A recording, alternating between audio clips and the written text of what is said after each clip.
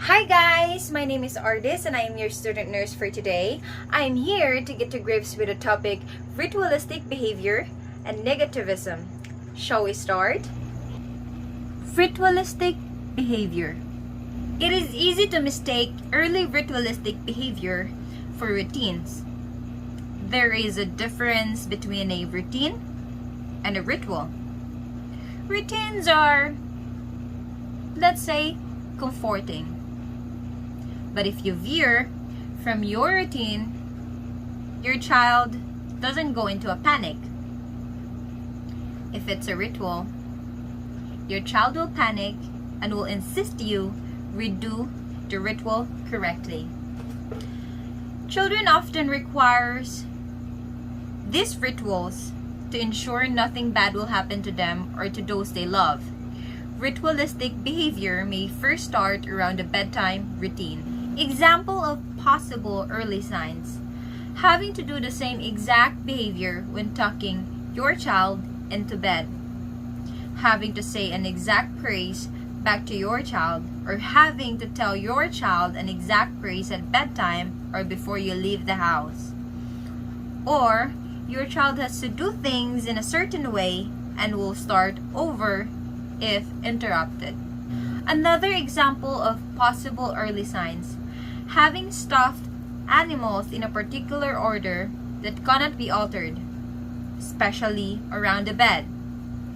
They get very upset when objects are touched or moved in their room. Another, if something is moved or placed in a different position, they will put it back to its original position.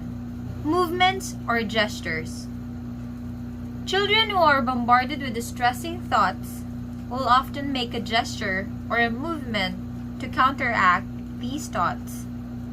They believe that if they do these movements, it will stop the OCD thought from happening. Negativism. As your child grows, they will go through a normal developmental stage of being negative.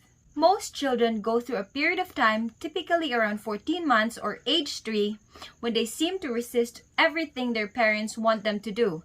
Their favorite word seems to be no. This is the time when your toddler begins to develop a strong sense of becoming their own separate person with their own wants, needs, ideas, and abilities. This stage of negativism can be very frustrating to a parent, but it is important for their growth and development. This stage of negativity is difficult for most adults to manage. Also, at this time, their understanding of language is still incomplete, which can make things even more difficult and challenging. Children may resist cooperating even when they don't know what you mean. While trying to get through this difficult stage, always keep in mind that this stage will eventually pass and that this is an important time of learning for your child. But don't worry, this time I'll give you some techniques that may help you and your child during this phase. First would be maintain firm and reasonable limits even though your child objects. Riding in a car seat is a good example. This is a safety concern and there will be no other choice. Second, give them opportunities to make choices on their own. However, give them only a couple of options, both of which you are willing to accept. You might offer, do you want your blankets on or off? Or would they like the blue or white cup? Offering unlimited choices may be too overwhelming, or they may make a choice you are not willing to accept.